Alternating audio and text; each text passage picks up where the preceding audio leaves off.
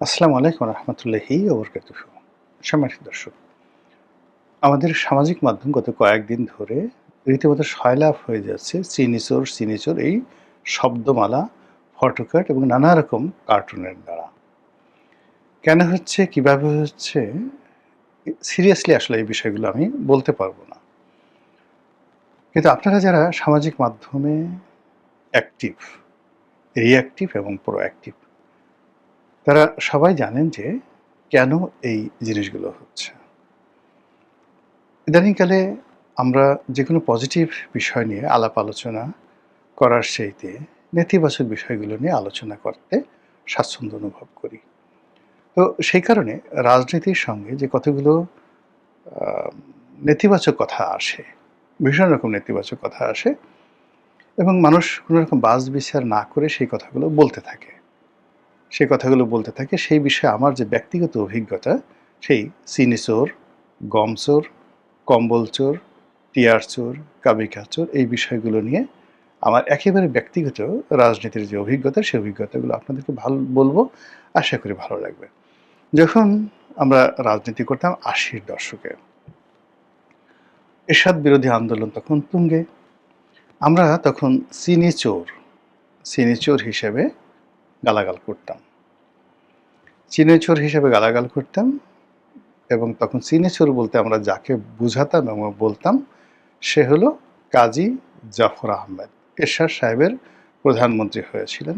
বরেণ্য রাজনীতিবিদ, অসম্ভব মেধাবী রাজনীতিবিদ এবং বাংলাদেশে ৬০-এর দশক থেকে একদম তার মৃত্যু পর্যন্ত সর্বগুণে গুণান্বিত, ভালো পরিবার, শ্রমিক রাজনীতি করেছেন, ভাষা নির্ণায়ক করেছেন, তারপর সরকার দলীয় রাজনীতি করেছেন। রাজনীতির সঙ্গে লেখাপড়া, আভিজাত্য, ধীশক্তি, এক অনন্য ব্যক্তিত্ব কাজী জাফর আহমেদ এবং সেই কুমিল্লার অত্যন্ত অভিজাত কাজী পরিবারের সন্তান। কিন্তু তার কর্মজীবনের একটা বিরাট অংশ তাদের পরিবারে কেটেছে খুলনাতে। তো এই মানুষটি কেন চিনি চুরি করতে যাবেন? এটা আমার মাথায় ঢুকে না এখন। কিন্তু আমরা যখন ইউনিভার্সিটিতে পড়তাম তখন এই চিনি চোর জাফর বহু সংখ্যক গালাগাল আমি দিয়েছি। আমার মতো হাজার হাজার যারা রাজনৈতিক কর্মী তারা তাকে চিনি চোর বলেছে। This is one. দ্বিতীয় হলো গম চোর। এখন গম চোর আমাদের দেশের কমন একটা বিষয়। মেম্বার, চেয়ারম্যান, এমপি, তারপরে খাদ্য গুদামের যিনি প্রধান ব্যক্তি, খাদ্যমন্ত্রী, এদের সবাইকেই ইন জেনারেল আমাদের দেশের মানুষ ক্ষোভ ঝাড়ার জন্য অন্যায় করুক বা না করুক তাদেরকে একটা গালি দিতে হবে এবং সেই গালিটা হলো গম চোর। এখন একজন প্রবাসী সাংবাদিক আছেন, কনক সারোয়ার। তো কনক যেটা করলো সেটা হলো খাদ্যমন্ত্রী সেই কামরুল সাহেব যিনি ছিলেন, এখন তাকে সেই শুধু গমচোর বলে সে ক্ষান্ত হলো না, সে তার নাম দিয়ে দিল কামরুলের পরিবর্তে গমরুল। গমরুল যদিও এখন কামরুল ভাই জেলে আছেন এবং তাকে নিয়ে কেউ মাথা ঘামায় না, কিন্তু কনক এটাকে ঠিক এতটা চমৎকারভাবে মার্কেটিং করেছিল যে তাকে কামরুলের পরিবর্তে সবাই গমরুল হিসেবেই ওই মুহূর্তে বেসে যান। তো যেভাবে ধরেন পিনাকি সাবেক প্রধানমন্ত্রী শেখ হাসিনাকে শুধু কাডাল রানী বলতেন, কাঁঠাল নয় কাডাল রানী, কয়েকার কা ডয়কার ডা, কাডাল রানী বলতেন এবং সেই কাডাল রানীটা কিন্তু ওই সময়টাতে ভীষণ জনপ্রিয় হয়ে পড়েছিল। এখন কিন্তু সেটা আর কেউ তাকে, মানে শেখ হাসিনার শত্রু কিন্তু এখন তাকে আর কাঁঠাল রানী বা কাডাল রানী বলছেন না। তারপর ওই সময়টাতে জয় বাংলা, একেবারে জয় বাংলা করে দেবো, জয় বাংলা করে দিয়েছে। এটাও কিন্তু পিনাকির কল্যাণে রীতিমতো একটা গালিতে পরিণত হয়েছিল। সেই গালিটা কিন্তু এখন আর খাচ্ছে না। তো আমাদের এই সমাজে টিন চোর, তারপরে চিনি চোর, এই দুটো জিনিস পুরনো হয়ে গেছে।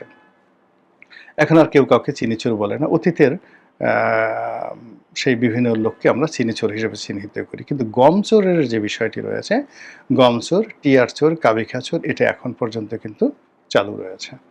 তো গম চোর পাইকারিভাবে সবাইকে বলা হয়, টিন চোর অনেককে বলা হয়, কম্বল চোরও অনেকে বলা হয় এবং বিশেষ করে সেই রেড ক্রিসেন্টের একজন সভাপতি ছিলেন গোলাম মোস্তফা, এবিএম গোলাম মোস্তফা, যার কারণে সেই মেজর ডালিমের সঙ্গে বঙ্গবন্ধুর একটা ভুল বোঝাবুঝি হয় বা বঙ্গবন্ধুকে দায়ী করা হয় আওয়ামী লীগের সঙ্গে তার একটা সমস্যার কারণে যেই লোকটি এবং সেই লোকটিকে বলা হয়তো কম্বল চোর।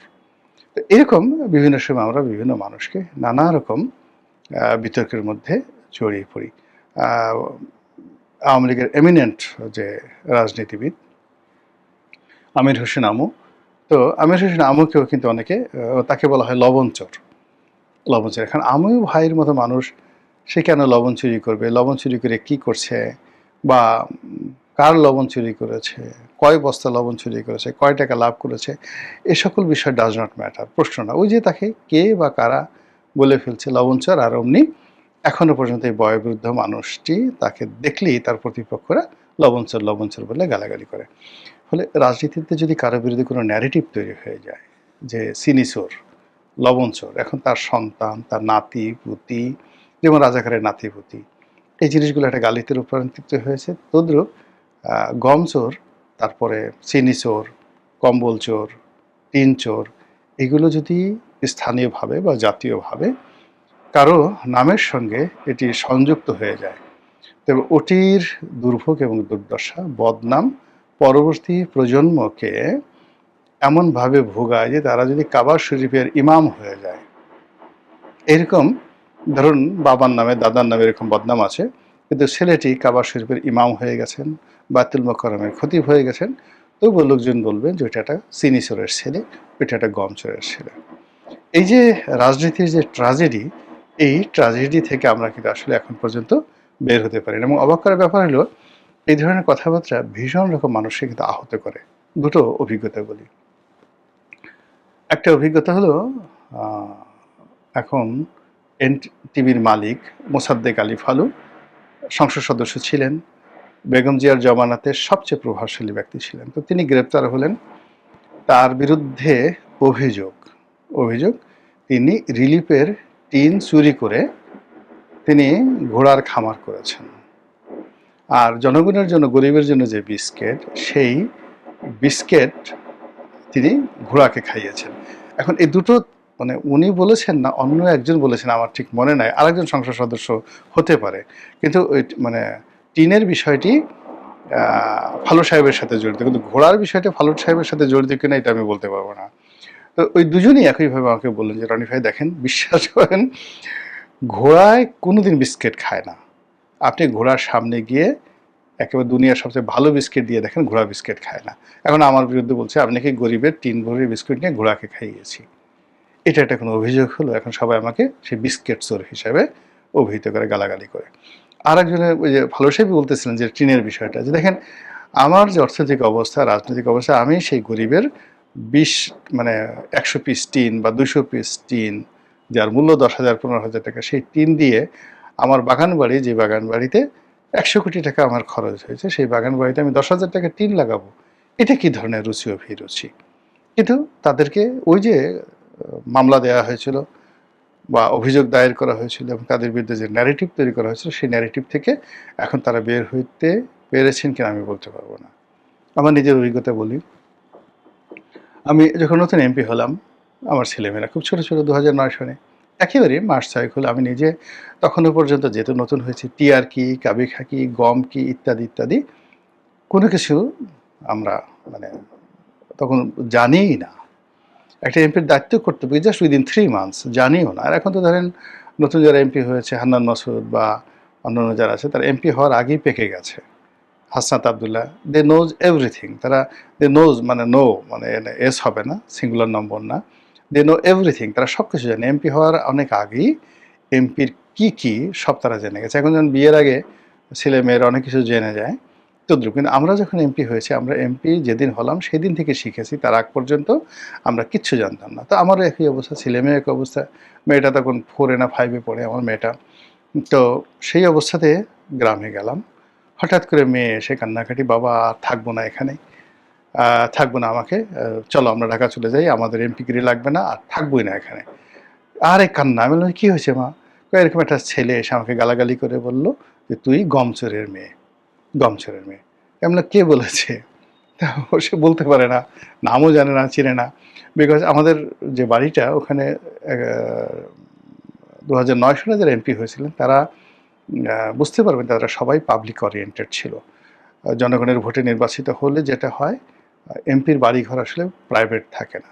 বেডরুম থেকে শুরু করে, মাস্টার বেডরুম থেকে শুরু করে দোতলার নিচতলাতে শত শত মানুষ অহরহ ঘুরতে থাকে। আমি খাবার টেবিলে বসলে আমার পাশে 50 জন মানুষ দোতলায় দাঁড়িয়ে থাকতো, ড্রয়িং রুমে 200 জন লোক দাঁড়িয়ে থাকতো, বাসার সামনে 2-3 হাজার লোক সবসময় অহরহ থাকতো। কোনো কারণ নাই। 3,000 লোক কল্পনা করতে পারেন, কোনো কারণ নাই। আমার পক্ষে হয়তো দৈনিক 500 লোকের সাথে দেখা করা সম্ভব ছিল, কিন্তু মানুষ ওই বাসার সামনে আসতো, চা পান বিড়ি সিগারেট খেত।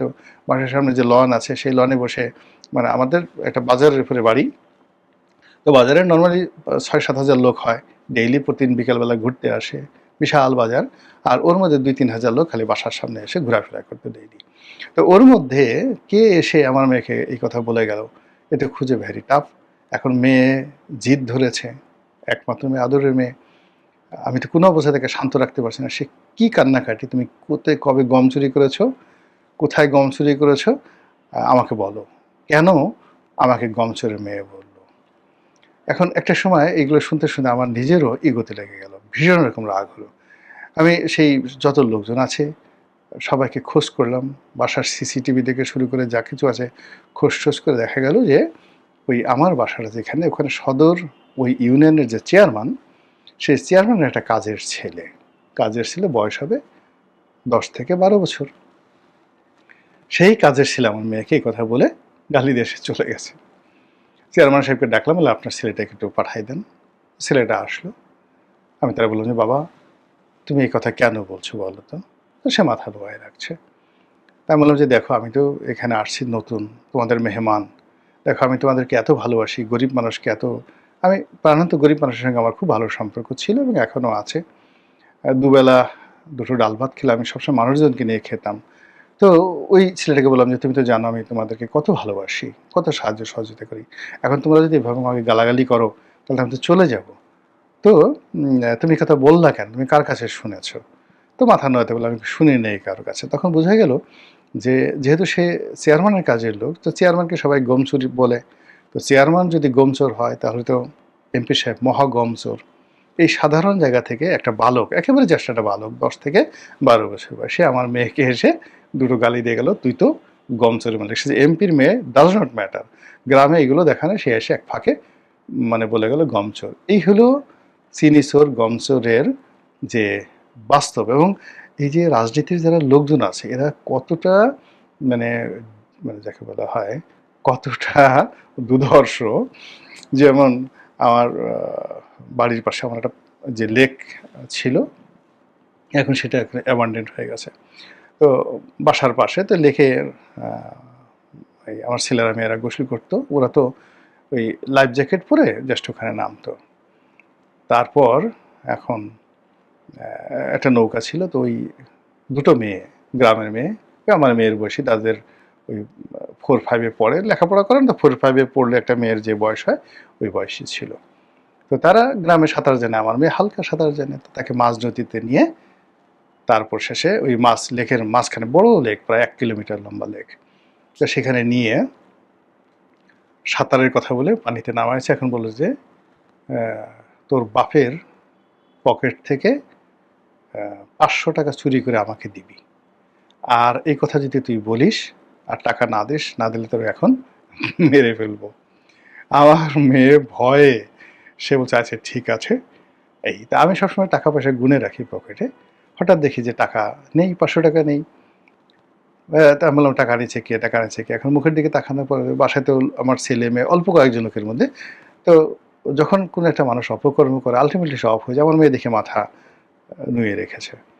তো এখন আমি বললাম যে মা কী হয়েছে বলো, তুমি নিয়েছো টাকা? বলছে হ্যাঁ বাবা নিয়েছি। কেন নিয়েছো? এই কারণে, আমাকে মেরে ফেলতো, আমাকে বলছে যে টাকা দেয়। তো তুমি কে বলছে এই কথা? বলে চিনি না বাবা। আমি বললাম যে চিনো না, জানো না, তুমি এদের সাথে ওখানে গেছো কেন? এরা আসে, এত লোক আসে, এসে খুব ভালো ভালো কথা বলে চলে গেলাম। তাহলে দেখেন রাজনীতিতে, এই যে আমরা যারা রাজনীতিবিদ, আমাদের জীবন, আমাদের পরিবার, আমাদের সমাজ, আমরা কিভাবে বিভিন্ন সময় সাফারার হয়েছি। আশা করি অযথা গুজব থেকে, অযথা দুর্নাম এবং বদনাম থেকে আমরা যারা সাধারণ মানুষ আছি আমরা নিজেদেরকে বিরত রাখব। অকারণে কোনো মানুষকে নিয়ে আমরা কোনো বিভ্রান্তি ছড়াবো না। মহান আল্লাহ আমাদের সবাইকে হেদায়েত দান করুন এবং হেফাজত করুন। আসসালামু আলাইকুম ওয়া রাহমাতুল্লাহি ওয়া বারাকাতুহু।